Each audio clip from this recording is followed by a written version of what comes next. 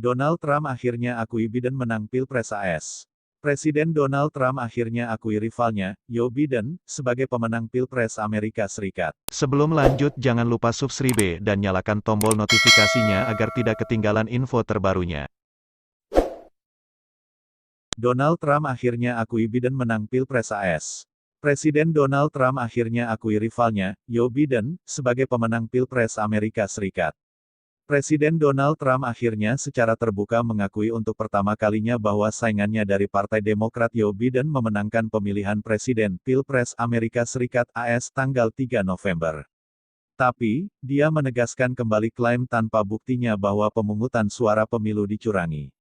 Calon presiden, capres, petahana Partai Republik itu belum mengakui Biden sebagai pemenang Pilpres pada tanggal 7 November setelah hasil penghitungan suara di berbagai negara bagian menunjukkan capres Partai Demokrat itu unggul.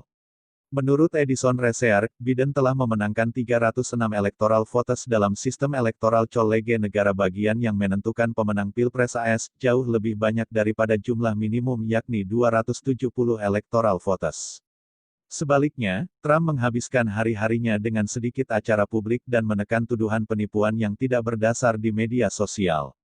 Presiden AS itu juga telah menghentikan proses normal pemerintah dalam mempersiapkan pemerintahan kepresidenan baru, yang menurut kubu Demokrat dan beberapa anggota Partai Republik memiliki implikasi keamanan nasional yang serius.